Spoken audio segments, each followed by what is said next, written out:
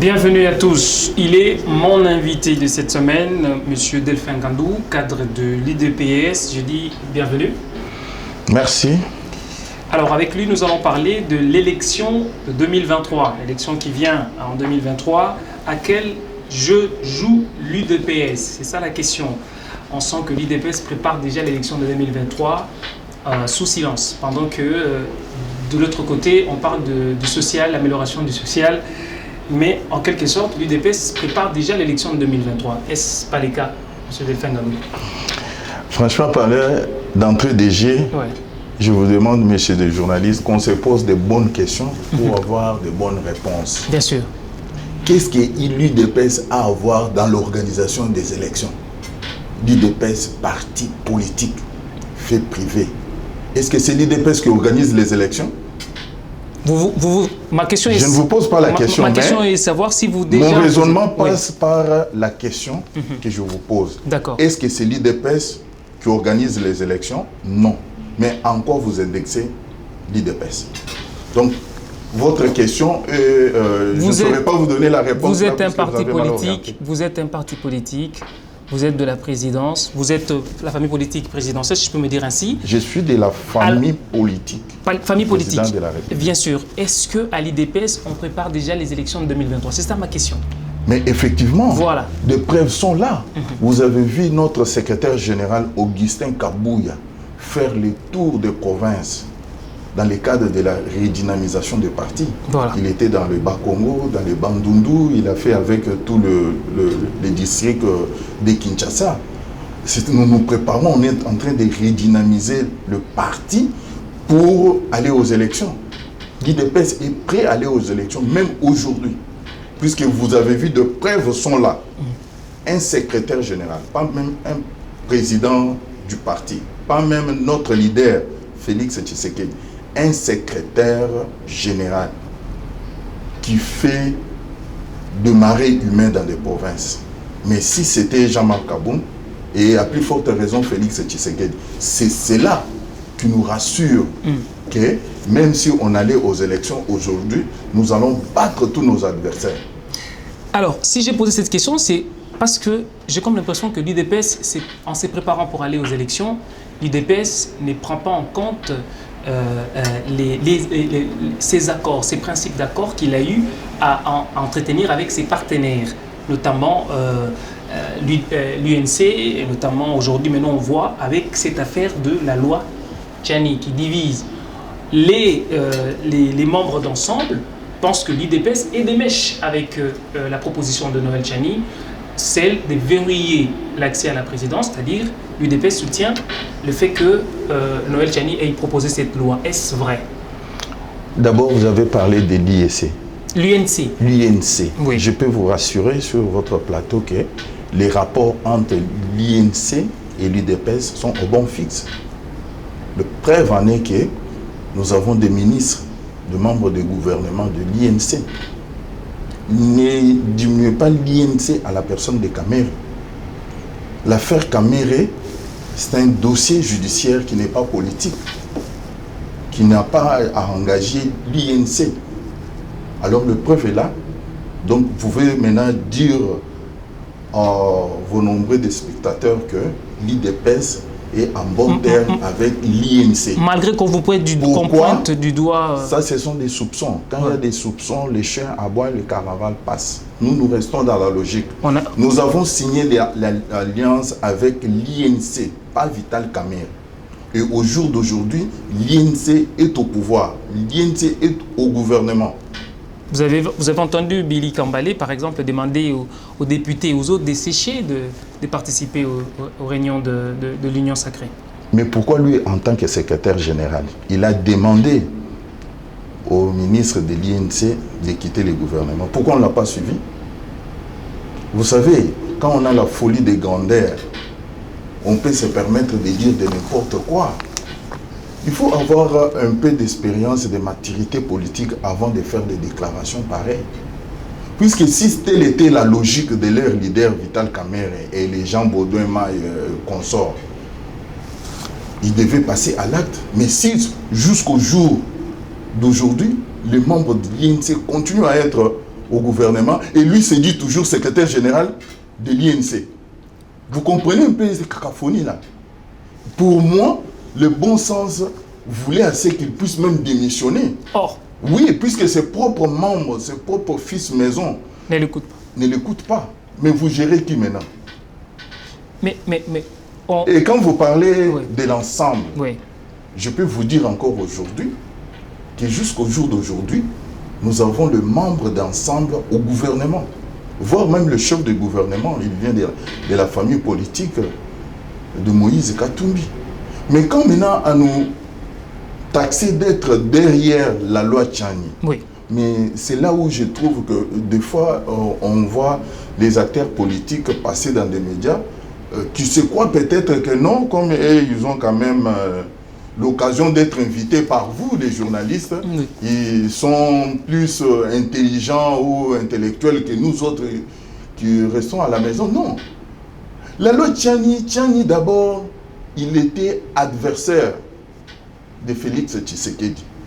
Et jusqu'à présent, Tchani n'est pas membre de l'IDPS. Un citoyen congolais qui a réfléchi pour le bien-être, selon lui,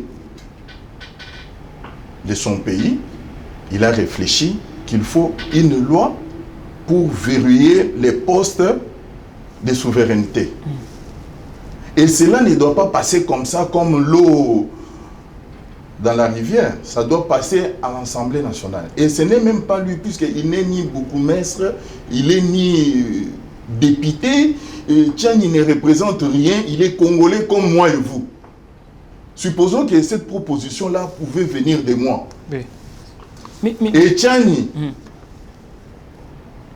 en faisant quand même sa campagne pour faire connaître à la population la proposition, il a rencontré le consentement libre d'un député national, Singhi Pouloulou, qui a accepté de porter cette loi-là à l'Assemblée nationale. Et ce n'est même pas d'abord un débat.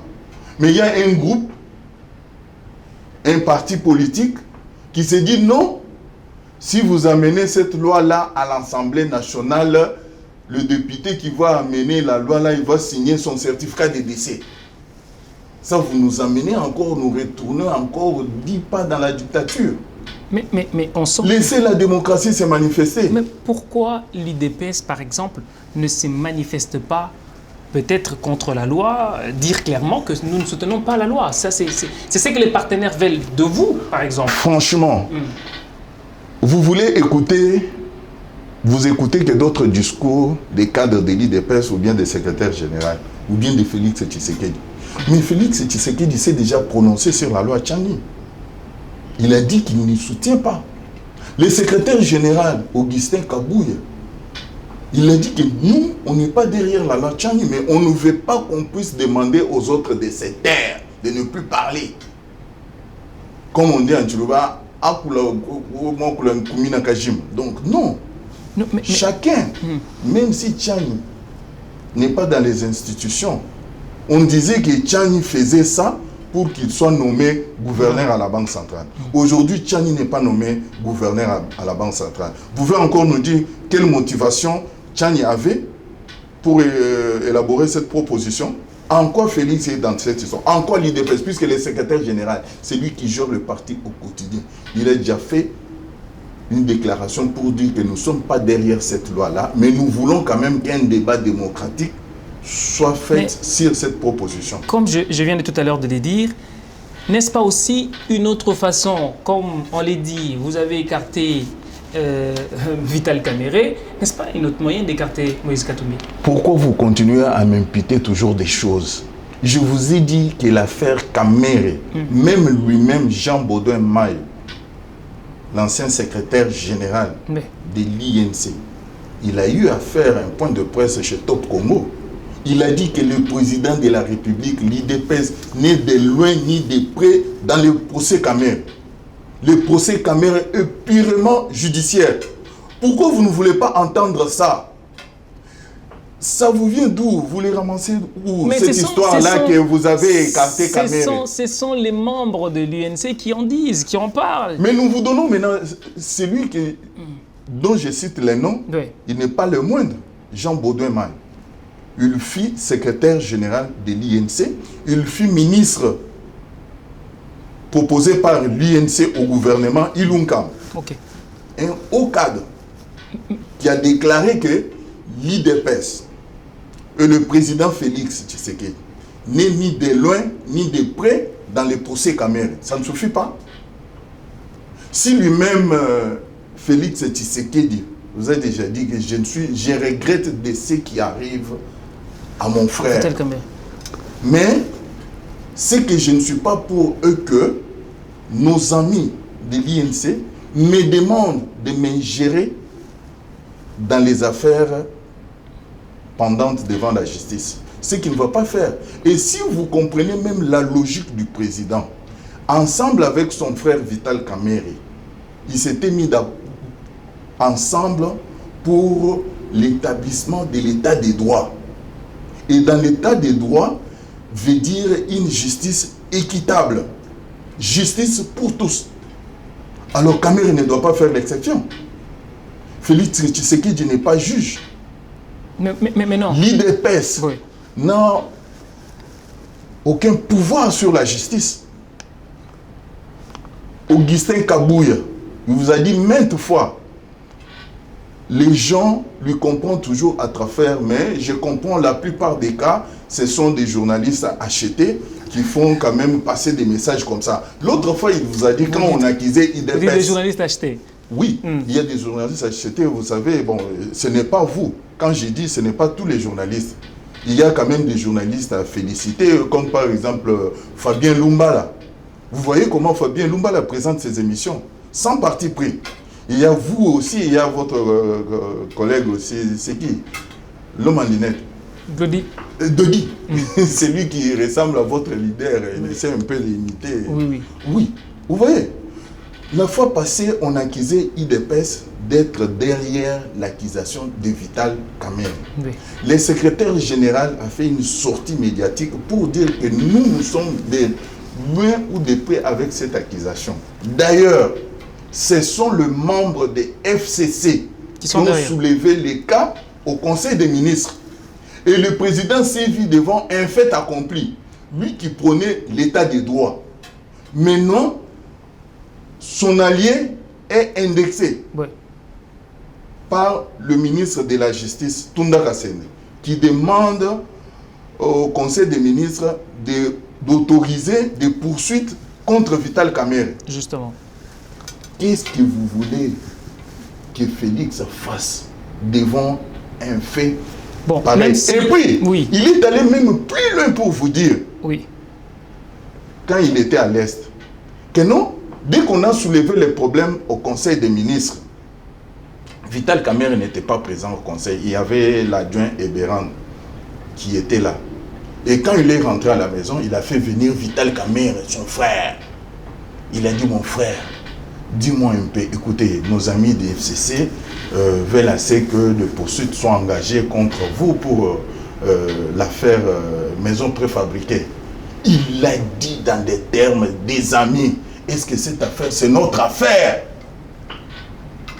Vital Kamerhe a répondu que ce n'est pas notre affaire. Alors, le président dit, ok, comme ce n'est pas notre affaire, allez-y d'abord, te laver devant la justice. Qu'est-ce que vous voulez encore que le président vous dise dans cette histoire? L'UDPS n'est pas là derrière. Je souhaite à ce que, sur votre plateau, que ça soit maintenant lavé. Que l'UDPS n'est pas derrière l'accusation de Vital Kamerhe. Par contre, c'était nos alliés des FCC qui ont pris ça. Revenons. Et par après, ils ont voulu faire le malin. Vous avez vu l'ex-première dame, après avoir, votre famille politique, après avoir sollicité l'accusation de quelqu'un, vous êtes la première à aller rendre visite à la femme de Kamerhe pour masquer les Congolais. Vous avez vu le Némi Mouilane. On va pas s'attarder là-dessus. Lui qui avait instrumentalisé ça dans leur famille politique, il était le premier à aller rendre visite à Vital Kamerhe pour duper la population. Et voilà la raison pour laquelle le secrétaire général était sorti pour dénoncer. Que non, ce que vous faites le malin, Ce n'est pas correct ce que vous faites. Alors revenons. Vous voulez donner la charge à l'IDPS et pourtant c'est vous qui en êtes l'auteur. Vous refusez le fait qu'on vous accuse d'être derrière l'affaire Caméré. Totalement. Alors, mais... Avec des preuves. Voilà, il y a l'autre affaire qui est là. C'est pourquoi j'ai commencé par vous poser la question. L'UDPS se prépare déjà pour les élections. Est-ce vrai en écartant d'autres potentiels candidats? J'ai fait allusion à Moïse Katumbi avec la fameuse loi Noël Tchani. Est-ce que, là je vais bondir, est-ce que vous-même, personnellement, comment trouvez-vous cette loi de Noël Tchani, vous en tant que Congolais? On va aller plus rapidement. D'abord, cette loi de Noël Tchani suscite un débat intellectuel. Je ne peux pas refuser cette loi directement comme ça. Mais, à ce qui me concerne, puisque tel que je suis là, j'ai un père et une mère. Et ils nous ont eu à nous laisser quand même un petit héritage. Je ne peux pas accepter à ce que même si je ne suis pas intelligent, je ne suis pas docteur, je ne suis pas licencié, je ne peux pas accepter que quelqu'un d'autre vienne jouir de notre héritage puisque nous ne sommes pas intelligents. Non, pas du tout. Le bon sens nous oblige à ce que même si je suis con, mais comme c'est notre héritage, laissez-moi bouffer ça. C'est pour nous.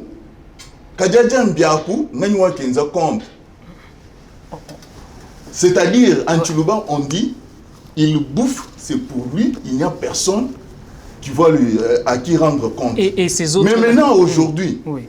La loi Tchani veut assez que, prenons les Congo, c'est notre héritage, nous tous. Oui. On nous a légué par les Patrice Emery Lumumba, les Kassavogo consorts, qui étaient des pères et des mères. Et aujourd'hui, moi et vous, nous réalisons que le Congo est devant plusieurs cas de trahison, d'infiltration. Pourquoi? Puisque nous avons eu à accepter des Denis Dakar dans les postes de souveraineté. Pourquoi vous les appelez Denis Vous allez me dire aujourd'hui, on les appelle Denis Dakar. Ce sont des Congolais comme vous. Ce sont des Congolais. On n'en disconvient pas. Ouais. On ne leur refuse pas d'être Congolais. Ça, ce n'est pas le débat. Ils sont Congolais. Mais quand au poste de souveraineté, nous voulons voir quelqu'un qui n'a pas d'intérêt dans une autre patrie. Donc, comme moi là, si aujourd'hui j'ai affaire à la justice congolaise, donc je ne saurais pas par où fuir, puisque je n'ai pas d'autre patrie. Je n'ai que le Congo. Mais quelqu'un qui se retrouve aujourd'hui, sa maman congolaise, papa togolais. Dès que vous avez un problème, on vous a donné des postes de gestion. Vous gérez et après la gestion, on vous demande de rendre des comptes. On trouve que vous avez détourné. Vous voyez l'avantage des pères et des mères. Bakonga, il se retrouve aujourd'hui en prison. Mais si Bakonga n'était pas sujet congolais, on allait voir l'ambassade de son pays, d'origine de son père, venir réclamer, puisque ça sera un sujet de l'autre pays. Maintenant, la loi Tchani, dans la logique de Tchani, ils veulent à ce que, pour être candidat au poste de souveraineté, pas nommé, donc on n'est même pas au niveau de nommé, pour être candidat, pour qu'on puisse vous voter, puisque c'est le peuple qui va décider, mais pour qu'on puisse vous voter, il met des conditions, il faut être congolais de père et de mère, pour nous rassurer que vous ne pouvez pas travailler pour d'intérêts occultes qu'on ne connaît pas, de votre autre patrie. Non. Et cette loi aussi vient résoudre encore le problème de double nationalité. La loi Tchani dit ceci. Tout Congolais qui se retrouve aujourd'hui en Europe pour des raisons d'emploi, il a pris la nationalité, soit française, soit belge. Peut revenir. Dès qu'il revient à l'aéroport de Ndili, il est Congolais. Et s'il est de père et de mère, il est de mère, de père et de mère. Même s'il est né en France, de père et de mère congolais, il garde toujours la nationalité congolaise. Où est le mal? Alors, mais il y a aussi là-dessus, il semblerait que Félix Tshisekedi serait frappé par cette loi de Noël Tchani. Il y a certains qui disent que Maman Marthe serait peut-être 50% angolaise, etc. ses origines. Non, posez-moi bien la question. Oui. Maman Marthe, il y a 10 ou bien il y a certaines? Dis-moi que Maman Marthe, puisque la question concerne la personne de Maman Marthe. Elle n'est pas morte, elle est vivante. Il semblerait que elle a une adresse. C'est le président ici qui aurait dit qu'en parlant des origines de sa maman. Voilà bien là où se trouve le président. Voilà, en parlant des origines de sa maman, le président aurait demandé au président de parler de ses origines. Les origines du président, le président est des pères et des mères congolais. Maman Marthe, elle est congolaise, elle est connue de tous. Papa Étienne Tshisekedi est congolais. Mais si vous voulez maintenant savoir les origines de Maman Marthe, posez la question à Maman Marthe. L'audio qui circule, les rumeurs, etc., quand on entend le président parler des origines de sa maman. Vous appelez ça bien de rumeurs. L'audio, je n'en connais pas. Dans les réseaux sociaux. Au départ de la question que vous me posez, les cas concernent qui? Maman Marthe. Maman Marthe n'est pas décédée. Si elle était déjà décédée, comme on a appris de l'autre côté, Moïse Katumbi qui dit que non, ma mère était enterrée ici. Ce n'est pas le fait que ta mère soit enterrée à Lubumbashi que ça fait de ta mère congolaise. C'est la question. Mais la personne maintenant concernée, Maman Marthe, elle est vivante, elle a une adresse, elle a un numéro d'appel. Vous êtes journaliste. Comme la question fait débat dans les médias, vous devez aller à la recherche de la bonne information pour donner à la population. Ce n'est pas loin d'ici. Le secrétaire général qui dit le chef de l'État avait peut-être omis certaines réalités. Est-ce que Félix Tshisekedi peut oublier les origines de ses grands-parents? Vous avez pris le secrétaire général à mot. Il faut dire tout ce que le secrétaire général a relaté avant de chuter à ça. Le secrétaire général a dit qu'il a eu la chance d'assister à une réunion où Maman Marthe était là et Maman Marthe a parlé de ses origines. Et noir sur blanc, la personne concernée, elle a dit que non, ses parents sont congolais. C'est le secrétaire qui va rectifier, alors qu'il c'est pas sa maman, c'est pas... Elle n'a pas rectifié, elle a relaté, elle faisait le compte rendu, c'était au courant d'une matinée politique devant le combattant de l'IDPS. Alors, le secrétaire général a soulevé les cas, il a dit, il est en train de voir un audio. Mais s'il faut des déclarations, la personne concernée qui est censée bien décliner ses origines, c'est Maman Marthe. Donc Félix s'est trompé aussi. Soyons, il peut s'être trompé. Moi, je ne vais pas m'engager dans des débats là. Félix s'est trompé. Moi, je vous oriente très bien. Ce n'est ni moi qui connais bien les origines. Vous cachez encore derrière Maman. Mais je vous dis, c'est ça la logique. Oui. Écoutez, la logique nous demande à ce que poser les problèmes à la personne concernée, même pas au président de la République, à son fils, même pas son fils, même pas ses arrières. Même devant les juges, s'il faut parler de quelqu'un, on s'adresse directement devant la personne. Si ce n'est pas son avocat. Vous pouvez vous tromper des origines. Au jour d'aujourd'hui, je vous dis clairement, mais moi je vous dis, Maman Marthe, ce n'est pas mon ami. Je connais Maman Marthe. Peut-être que son histoire, je l'ai connue telle que vous aussi vous l'avez connue. Mais le secrétaire général nous a fait un compte rendu d'une réunion auquel Maman Marthe était présente et elle a décliné ses origines. Ça ne fait pas débat. Contraire avec ce que le président avait dit. C'est ce qu'on peut comprendre. Je vous dis ceci, demandez au président ses origines. Quand aux origines de Maman Marthe, allez demander Maman Marthe, elle est vivante. Donc moi je ne peux pas connaître les origines de mes grands-parents. C'est pas grave, on va évoluer. Il y a ceci. Par exemple, moi, je connais que mon père est Moukwadishi, Moukwamboui. Ma mère est Mouenakaseki. Mais je ne connais pas. Là. Oui, je ne connais pas l'origine de. Tu ne peux pas connaître tes grands-parents. Non, je ne connais pas. Tu n'as pas besoin. Oui, non, j'ai besoin, mais je ne connais pas. Tout ce que je connais là-bas est que ma mère est Mouenakaseki, c'est-à-dire son père est Mouenakaseki. Tu comprends? Mon père est Moukwadishi, c'est-à-dire son père lui aussi est Moukwadishi. Cette loi, Tchani, va fouiller jusque là-bas. Voilà. Mais non. On va aller fouiller jusque-là pour savoir les origines. Ça pouvait faire mal si la personne n'était pas vivante. Là, on pouvait chercher à savoir, oh non, mais qu'est-ce que l'autre avait dit, les secrétaires. Non. Mais la personne, elle est là. Elle est là.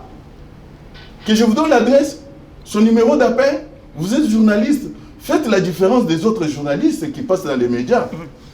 Leur motivation, ils sont payés par nos adversaires pour faire passer ces messages-là. Mais pour maintenant montrer la capacité de votre professionnalisme, allez à la 10e rue, interrogez Maman Marthe, prenez les déclarations, allez, publiez ça. Justement, c'est ce que la rédaction de Téléplus va faire. Je veux faire ça, je vais aller voir Maman Marthe et je vais lui poser la question. Voilà la bonne procédure. J'espère qu'elle pourra nous répondre, justement. Vous avez la bonne procédure, elle est là, elle est disponible, la grande dame, la première combattante de l'IDPS, elle reçoit tout le monde.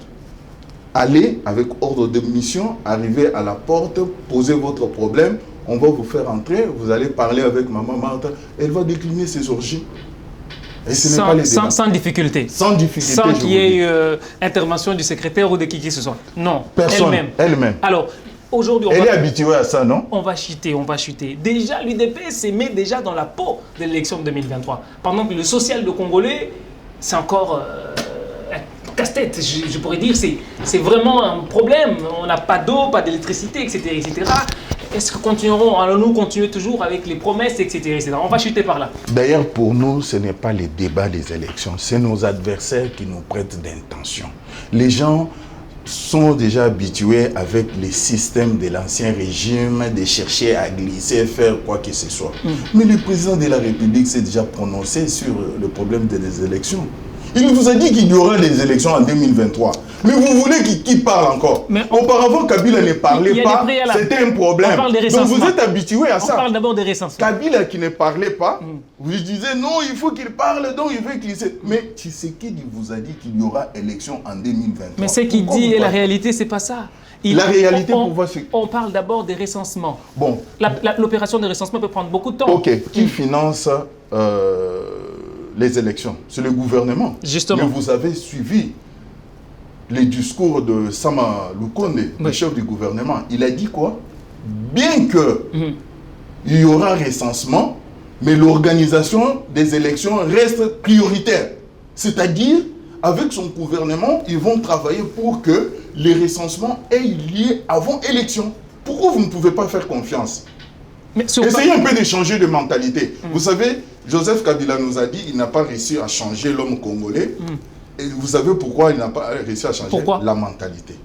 Vous êtes déjà habitué à être géré comment? Sous dictature d'une personne. Vous ne voulez pas la démocratie. On vous prend au mot. Vous ne voulez pas la démocratie. L'UDPS est au pouvoir, c'est à deux. L'UDPS n'est pas dans les institutions. D'ailleurs, il n'est pas dans les institutions. L'institution qui organise les élections est indépendante, c'est la CENI.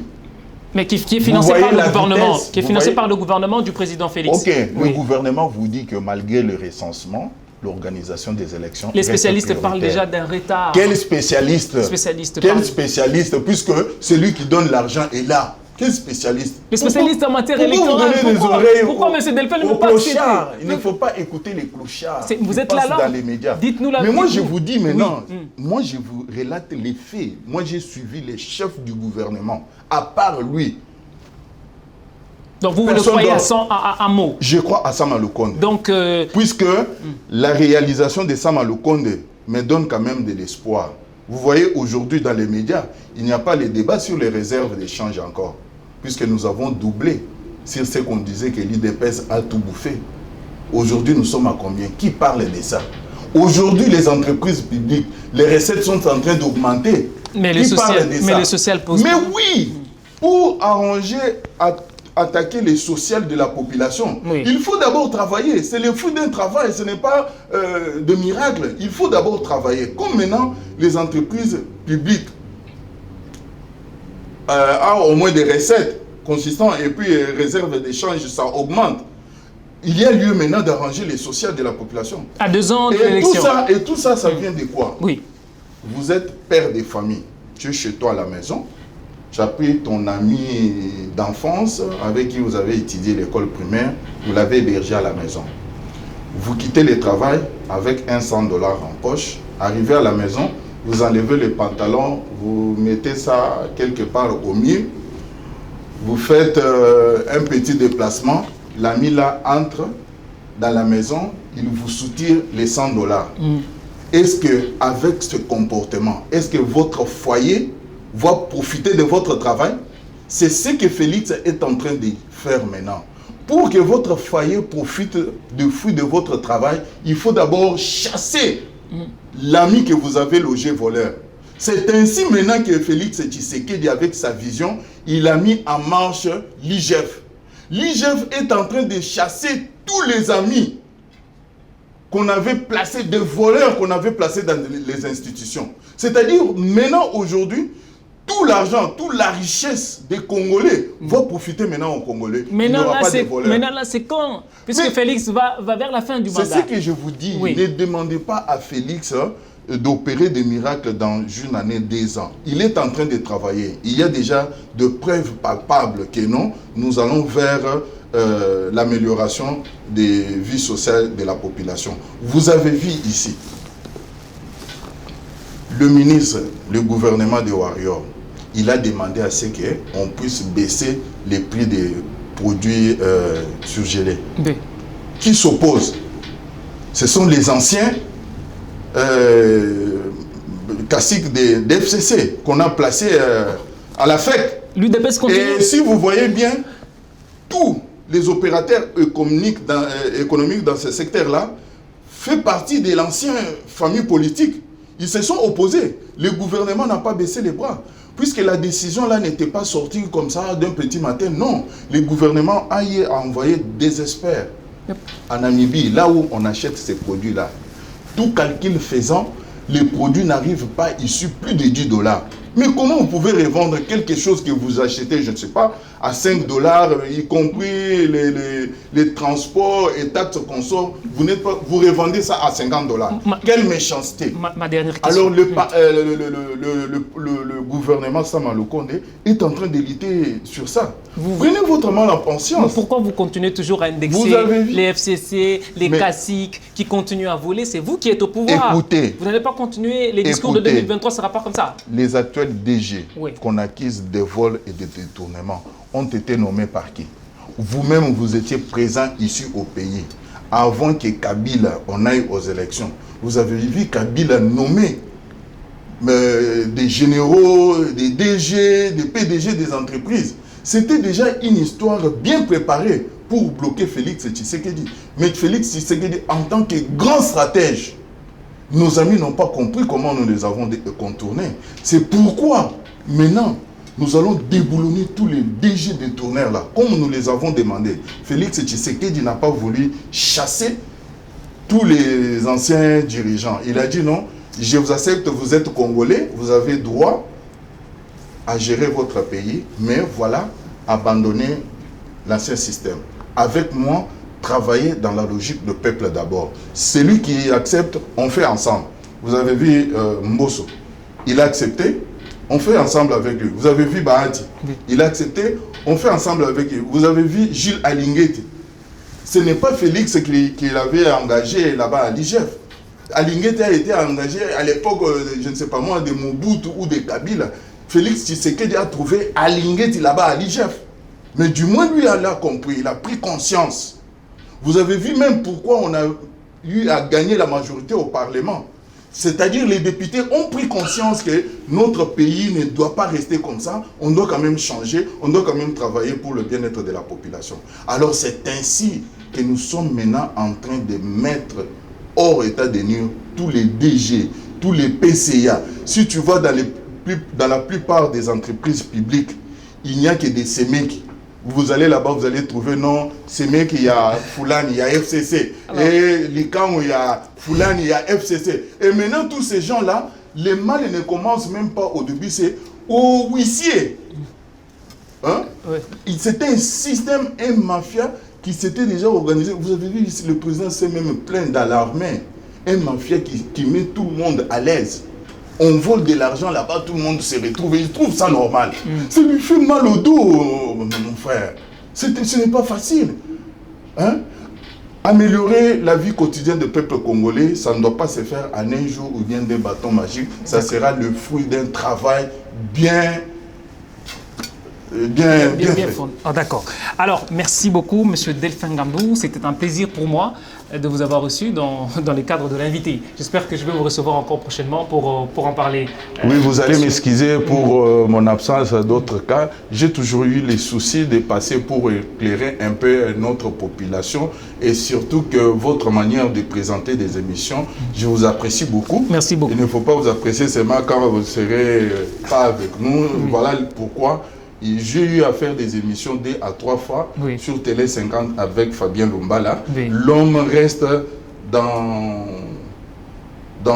son statut et vous voyez, il dirige les débats. Il a une émission là, ça fait débat sans parti pris. Mais vous allez voir dans d'autres médias des gens, des militants des partis politiques, des clochards, des autorités morales qui se cachent derrière la profession de journalisme pour rencontrer de n'importe quoi.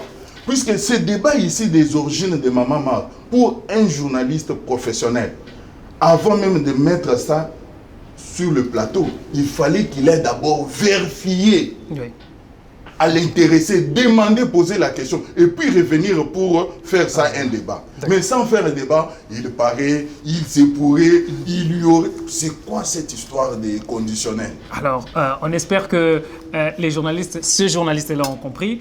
Alors, merci aussi à toute l'équipe technique. On s'arrête là. J'espère que je vais prendre ma caméra et on ira questionner Maman Marthe sur ses origines. Très bien, je serai là pour vous accompagner. D'accord. Merci aux téléspectateurs de nous avoir suivis. Merci à toute l'équipe technique, à la réalisation, Pichou, Chibangu. On se retrouve à la prochaine. Allez, bye bye. Bye.